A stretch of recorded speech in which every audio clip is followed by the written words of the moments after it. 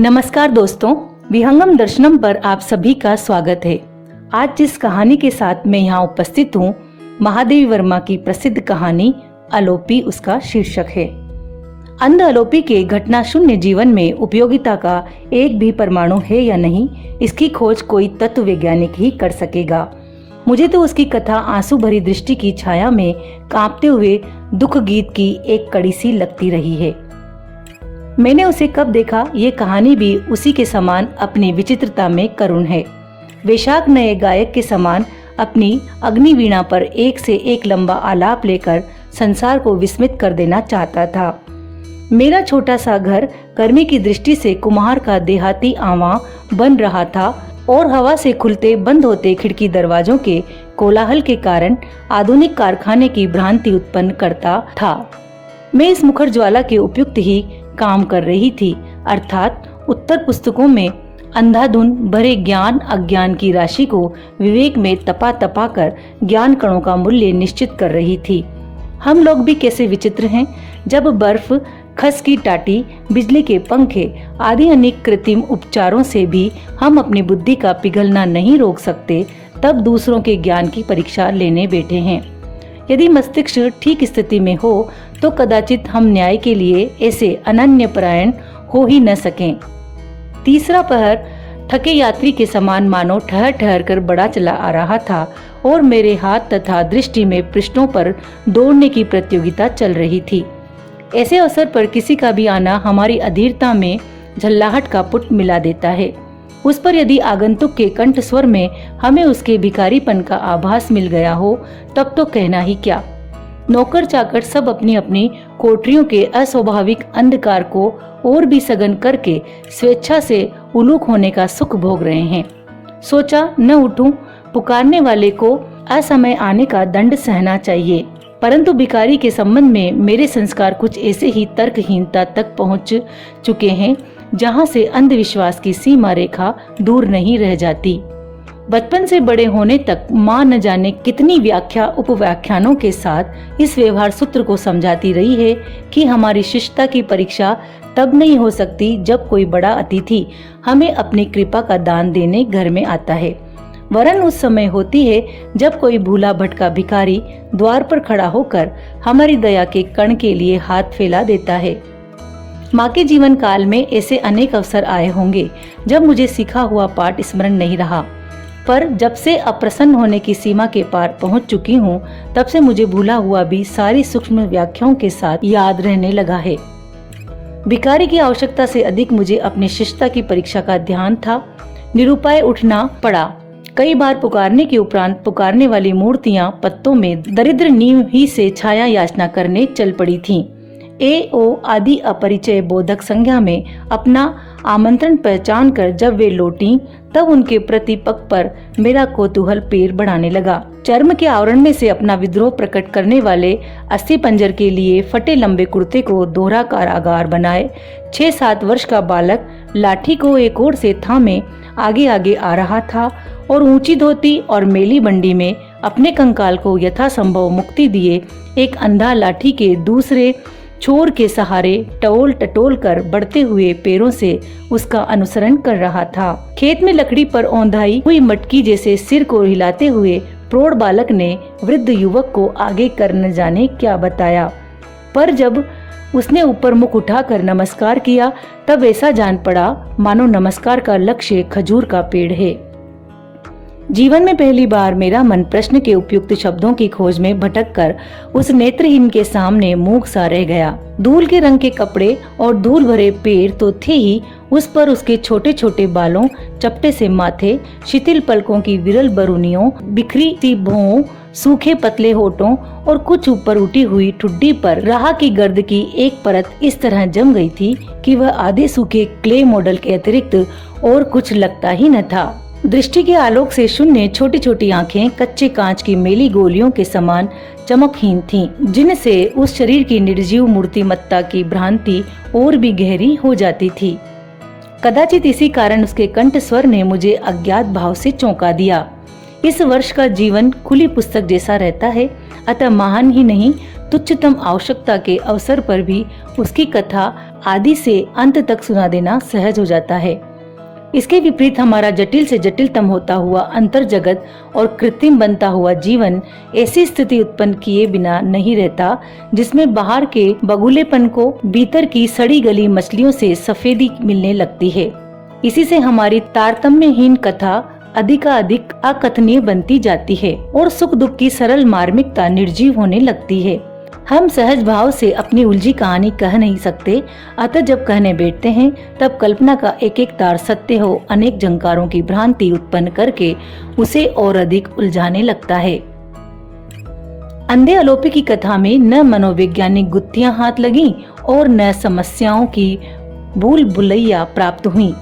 हाँ, उसकी दैन्य भरी वाचालता से पता चला कि चक्षु के अभाव की पूर्ति उसकी रचना ने कर दी है और इस प्रकार पंच ज्ञानेंद्रियों में चाहे ज्ञान का उचित विभाजन न हो सका, पर उसके परिणाम का संतुलन नहीं बिगड़ा। उसका पिता काछी खुला वतंस रहा, पर बहुत दिनों तक अपने भावी वंशधर की प्रतीक्षा करने के उपरांत उसे याचक के रूप में अलोपी देवी के द्वार पर उपस्थित होना पड़ा। अलोपी देवी कदाचित उस उदार सूम के समान थीं जो अपने दानी होने की ख्याति के लिए ध्यान करता है, याचना की आवश्यकता की पूर्ति के लिए नहीं। उनके मंदिर से एक अखंडित मनुष्य मूर्ति भी न निकल सकी। एक पुत्र दिया, वह भी नेत्रहीन। माँ बाप ने उसके दान को उन्हीं के चरणों पर फेंक आने की कृतज्ञता तो नहीं दिखाई, पर उसकी कृपणता की घोषणा कर अन्य याचकों को सावधान करने के लिए उसका नाम रख दिया अलोपी दीन। वह अलोपी दीन अब 23 वर्ष का हो चुका है और काछी पिता अंधे पुत्र से पितृ ऋण का ब्याज मात्र चुकाकर मूल को अपनी सेवा से चुकाने के लिए पितरों के दरबार में चला गया है। माँ तरकारियां लेकर फेरी लगाती है, पर पुत्र को अच्छा नहीं लगता कि जवान आदमी बैठा रहे और बुढ़िया मर मर कर कमाए। इसी से शाक तरकारियों के तत्ववेत्ता ताऊ से यहाँ की चर्चा सुन वह काम की खोज में निकल पड़ा है। ऐसे आश्चर्य से मेरा कभी साक्षात्कार नहीं हुआ था। जीवन से अनजान किशोरों की संख्या कम नहीं, जो सुख के साधनों के लिए उस माँ से झगड़ते हैं जिसकी उंगलियों के पोर सिलाई करते करते छलनी हो चुके हैं। कुल वधुओं के समान आंसू पीने वाले युवकों का अभाव नहीं, जिनका पौरुष न दरिद्र पिता का सब कुछ छीन लेने में कुंठित हो जाता है और न भिक्षावृत्ति से मूर्छित। अपनी पराजय को विजय मानने वाले ऐसे पुरुषों से भी समाज शून्य नहीं, जो छोटे बच्चों को छोड़कर दिन दिन भर परिश्रम करने वाली पत्नियों के उपार्जित पैसों से सिनेमा घरों की शोभा बढ़ा आते हैं। साधारणतः आज के पुरुष का पुरुषार्थ विलाप है। जितने प्रकार से, जितनी भावभंगिमा के साथ, जितने स्वरों में वह अपने निराश जीवन का मरसिया गा सके, अपनी असमर्थता का स्यापा कर सके, उतना ही वह स्तुत्य है और उतना ही अधिक पुरुष नाम के उपयुक्त है। अंधी आंखों का आकाश की ओर उठाकर अपने पुरुषार्थ की दुहाई देने वाले अलोपी को ऐसी परंपरा के न्यायालय में प्राण दंड के अतिरिक्त और कुछ नहीं मिल सकता था। कुछ प्रकृतिस्थ होकर मैंने प्रश्न किया, तुम यहाँ कौन सा काम कर सकते हो? अलोपी पहले से ही सब सोच समझ कर आया था। यह देहात के खेतों से सस्ती और अच्छी तरकारियां लाएगा, मेरे लिए और छात्रावास की विद्यार्थिनियों के लिए। अपने जीवन व्यापी अंधेरेपन में वह ऐसा व्यवसाय में उलझा हुआ कर्तव्य किस प्रकार संभाल सकेगा, ये पूछने का अवकाश न देकर अलोपी ने अपने फुफेरे भाई रघु की ओर संकेत कर बताया कि उन दोनों के सम्मिलित पुरुषार्थ से कठिनतम कार्य भी संभव होते रहे हैं। प्रस्ताव अभूतपूर्व था, पर मैं भी कुछ कम विचित्र नहीं। इसी से रघु और अलोपी अपने दुर्बल कंधों पर कर्तव्य का गुरुभार लाद कर लौटे। दूसरे दिन सवेरे ही एक हाथ से रघु को लाठी का छोर थामे और दूसरे से सिर पर रखी बड़ी सी छाबड़ी संभाले हुए अलोपी मालिक हो, मालिक मालिक हो पुकारने लगा। मुझे क्या क्या पसंद है ये जानने के लिए जब वह अनुनय विनय करने लगा, तब मैं बड़ी कठिनाई में पड़ी। कुछ तरकारियां डॉक्टरों ने मेरे पथ्य की सूची में नहीं रखी है और शेष के लिए सदा से यही नियम रहा है कि जो भक्तिन के विवेक को रुचे वह मुझे स्वीकृत हो। फिर जिसे वर्ष में कुछ महीने दही पर, कुछ फल पर और कुछ खिचड़ी दलिया आदि पथ्य पर बिताने पड़ते हों, वह रुचि के संबंध में वीतराग हो ही जाता है। पर आलोपी को निराश न करने के लिए मैंने वह सब ले लिया जिसे वह मेरे लिए ही लाया था। पैसे देते समय आलोपी ने कहा वह महीने पर लेगा। जब मैंने अपने भूल जाने की संभावना और हिसाब लिखने की विरक्ति की व्याख्या आरंभ की, तब उसने बहुत विश्वास के साथ समझाया कि वह 10 तक पहाड़े और पहली किताब के विद्वान ताऊजी की सहायता से मेरा हिसाब ठीक रखेगा। छात्रावास का वहाँ की मैट्रन रखेंगी ही। वहाँ इस युगल मूर्ति को लेकर जो विनोदात्मक कोलाहल मचा, उसके संबंध में गिरा अनयन नयन बिनुबानी कहना ही ठीक होगा। पर 2-4 दिन में ही आलोपी सबकी ममता का पात्र बन गया। उसे तो स्वच्छंदता प्राप्त थी, वह दूसरे नौकरों को मिल ही नहीं सकती थी। मेज के लिए आंगन के एक कोने में वह पैर फैलाकर बैठता और तोल कर लाई हुई तरकारी फिर वहाँ के बड़े तराजू पर तोलने लगता। उसका स्पर्श ज्ञान इतना बढ़ गया कि लौकी, कद्दू, कटहल आदि को हाथ में लेते ही वह उनका तोल बता देता था। तुलाते तुलाते वह शाक, तरकारियों के प्रकार और खेतों के संबंध में महाराजिन, बारी आदि को न जाने कितना ज्ञातव्य बताता चलता था। प्राय छोटी बालिकाएं उसे घेर कर चिड़ियों की तरह चहकती ही रहती थीं। उनके लिए वह अमरूद, बेर आदि भी लाने लगा, जिनके दाम के संबंध में कुछ निश्चित रूप से कहा नहीं जा सकता। एक दिन जब कॉलेज के फल वाले ने शिकायत की कि अंधा फल लाकर बच्चों को बांटता है जिससे उसके व्यापार की हानि पहुंचती है, तब मैंने आलोपी से पूछा। उसने दांत से जीभ की नोक दबाकर सिर हिलाते हुए जो उत्तर दिया, उसका भावार्थ था कि दाम उसे मिल जाता है, फिर वह स्कूल के समय तो आता नहीं, अतः फल वाले की उससे क्या हानि हो सकती है। बालिकाएं न आलोपी को झूठा ठहरा सकती थीं, न मेरे सामने झूठ बोल सकती थीं, अतः वे मौन रहीं। मेरे अनुचित उचित संबंधी व्याख्यान के उत्तर में आलोपी ने मेली पिछोरी के छोर से धुंधली आंखें पोंछते पोंछते बताया कि उसकी एक 8-9 वर्ष की चचेरी बहन मर चुकी है। इन बालिकाओं के स्वर में उसे बहन की भ्रांति होने लगती है। इसी से अपनी दरिद्रता के अनुरूप 2-4 अमरूद, बेर, जामुन आदि ले आता है। उसके देहात में ऐसी चीजों का कोई दाम नहीं लेता। फिर वह कैसे जानता कि शहर में ऐसे देना बुरा माना जाता है। दाम देकर खरीदता तो लेना किसी तरह उचित भी हो सकता था, पर वह फल उसे तरकारियों के साथ गलुए में मिल जाते हैं। इनसे पैसे बनाने की बात सोचकर उसका मन जाने कैसा कैसा होने लगता है। उन्मुख आलोपी के मुख का भाव देखकर मैं अपने डपोर शंखी न्याय का महत्व समझ गई और तब मेरा मन अपने ऊपर ही खींच उठा। कहना व्यर्थ है कि आलोपी को अपने सिद्धांत में कोई परिवर्तन नहीं करना पड़ा। आलोपी के नेत्र नहीं थे, इसी से संभवतः वह न प्रकृति के रौद्र रूप से भयभीत होता था और न उसके सौंदर्य से बहकता था।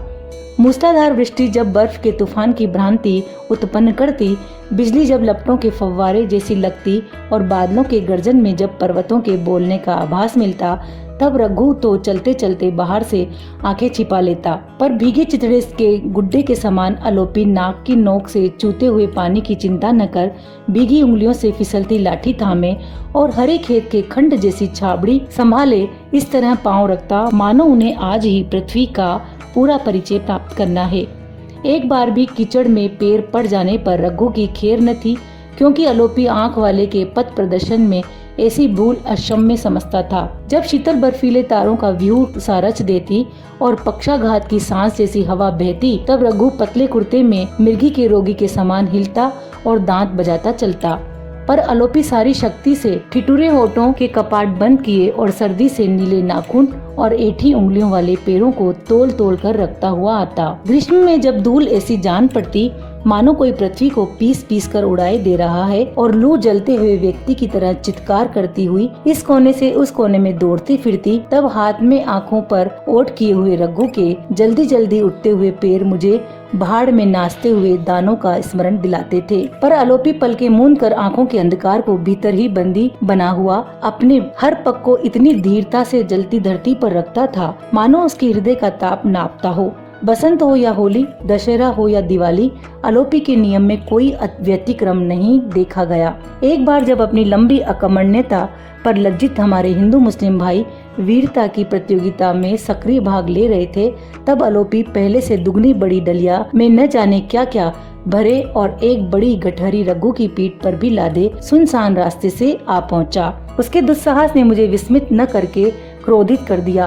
तुम हृदय के भी अंधे हो, ऐसी अंधेरी गलियों में प्राण देकर कुछ स्वर्ग नहीं पहुंच जाओगे। आदि आदि स्वागत वचनों के उत्तर में आलोपी बैंगन लौकी टटोलने लगा। मेरे आंगन में तरकारियों का टीला निर्मित कर वह वैसे ही मूक भाव से छात्रावास की ओर चल दिया।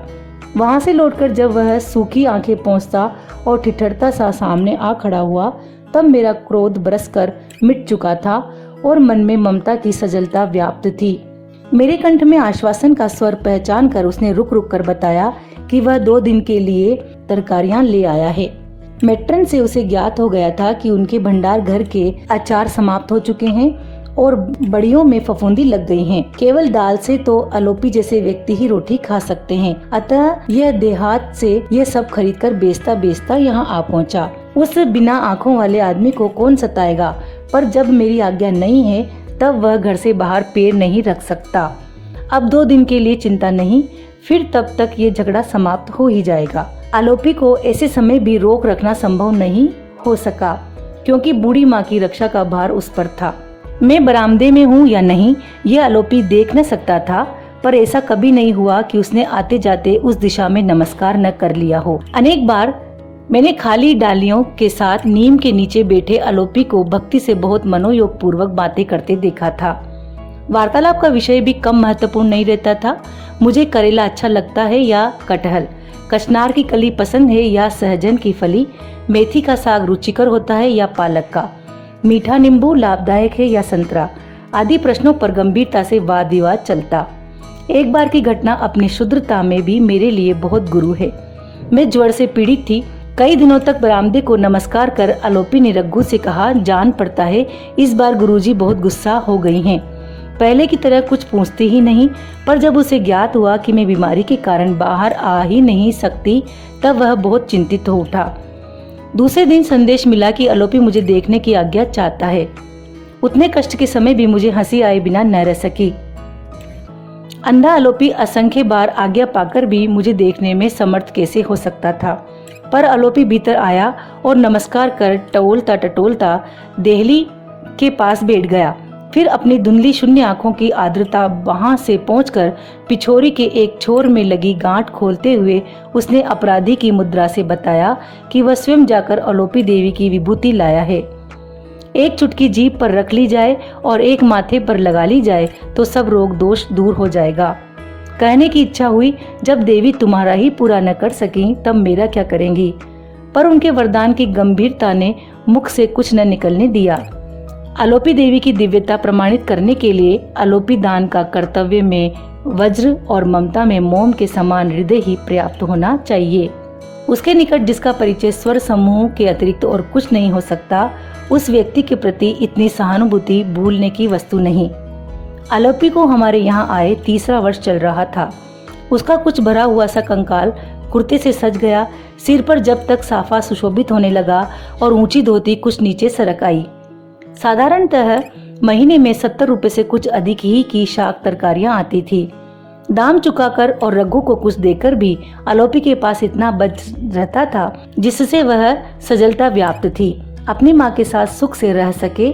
और एक दिन तो रघु ने हंसते हंसते बताया कि दादा का रुपया उसकी माई गाड़ कर रखने लगी है। आलोपी के अंधेरे जीवन का उपसंहार भी कम अंधकारमय न हो सका। इसका समुचित प्रबंध विधाता कर चुका था। एक दिन मेरे निकट बैठकर अपने आप से संसार चर्चा करती हुई भक्तिन ने सुनाया, आलोपी अपना घर बसा रहा है। मैं इतनी विस्मित हुई कि भक्तिन की कथाओं के प्रति सदा की उपेक्षा भूलकर क्या कह उठी, और तब भक्तिन ने उसी प्रसन्न मुद्रा में मेरी ओर देखा जिससे भीष्म ने रथ का पहिया ले दौड़ने वाले कृष्ण को देखा होगा। पता चला उसके कथन का प्रत्येक अक्षर बिना मिलावट का सत्य है।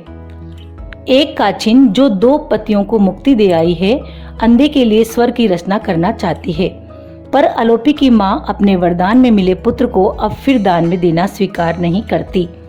गर्मियों की छुट्टियों के बाद लौटकर सुना कि आलोपी की माँ अलग रहने लगी और नई पत्नी ने आकर घर संभाल लिया।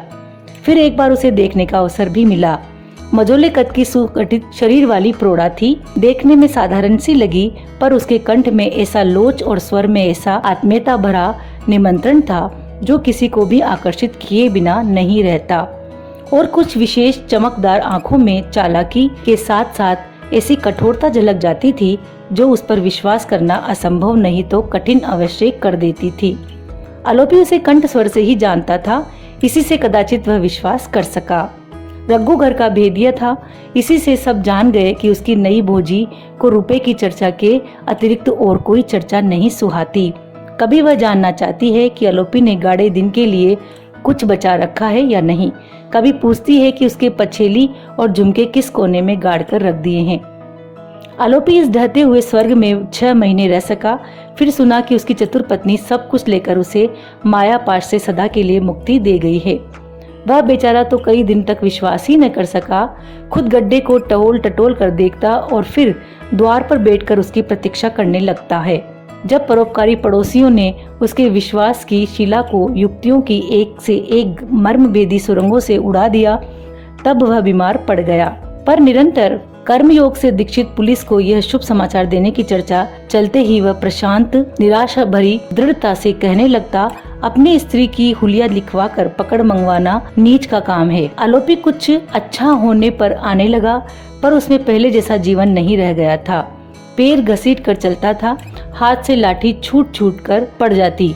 एक बार मेरे बरामदे की दिशा में नमस्कार करते समय छाबड़ी नीचे आ रही। आलोपी के सब साहस, संपूर्ण उत्साह और समस्त आत्मविश्वास को संसार का एक विश्वासघात निगल गया है। यह सत्य होने पर भी कल्पना जैसा जान पड़ता है। अंधे का दुख गूंगा होकर आया था, अतः सांत्वना देने वाले उसके हृदय तक पहुँचने का मार्ग ही न पा सकते थे। मेरे बोलते ही वह लज्जा से इस तरह सिकुड़ जाता मानो उसके चारों ओर ओले बरस रहे हों। इसी से विवश कुछ कह सुनकर उसका संकोच जनित कष्ट बढ़ाना जैसे अनुचित सा लगता, पर अपने अपराध से अनजान और अकारण दंड की कठोरता से आवाक बालक जैसे आलोपी के चारों ओर जो अंधेरी छाया घिर आई थी, उसने मुझे चिंतित कर दिया था। उसकी माँ बड़ी मानता से प्राप्त अंधे पुत्र का सब अपराध भूल गई थी, पर हठी पुत्र ने अपने आप को क्षमा नहीं किया। अतः उन दोनों का वह करुण मधुर अतीत फिर न लौट सका। मैं दशहरे का अवकाश घर ही पर बिता रही थी। आलोपी एक दिन तरकारियां देकर संध्या समय तक मेस ही में बैठा रहा। कभी बड़ी ममता से तराजू को छूकर देखता, कभी बड़े स्नेह से पूसी की धनुषा आकार पीठ को सहलाता और कभी विनोद से छोटी बालिकाओं को चिढ़ाने लगता। फिर मेरी कुत्ती फ्लोरा को अपनी बिछोरी से बंधे मुरमुरे देकर, हिरनी सोना को मूली की पत्तियां खिलाकर और मेरे बरामदे को नमस्कार कर जो गया तो कभी नहीं लौटा। तीसरे दिन रोने से सूजी आंखों वाले रघु ने समाचार दिया कि उसका अंधा दादा बिना उसे साथ लिए ही न जाने किस अज्ञात लोक की महायात्रा पर चल पड़ा। ऐसे ही अचानक तो वह यहाँ भी आ पहुँचा। इसी से विश्वास होता है कि वह बिना भटके ही अपने गंतव्य तक पहुँच जाएगा। बालक रघु के लिए दूसरे काम का प्रबंध कर मैंने आलोपी के शेष स्मारक पर विस्मृति की यवनिका डाल दी है, पर आज भी देहली की ओर देखते ही मेरी दृष्टि मानो एक छाया मूर्ति में पूंजीभूत होने लगती है। फिर धीरे धीरे उस छाया का मुख स्पष्ट हो चलता है। उसमें मुझे कच्चे कांच की गोलियां जैसे निष्प्रभ आंखें भी दिखाई पड़ती हैं और पिचके गालों पर सूखे आंसुओं की रेखा का आभास भी मिलने लगता है। तब मैं आंख मल मल कर सोचती हूँ, नियति के व्यंग से जीवन और संसार के छल से मृत्यु पाने वाला आलोपी क्या मेरी ममता के लिए प्रेत होकर मंडराता रहेगा।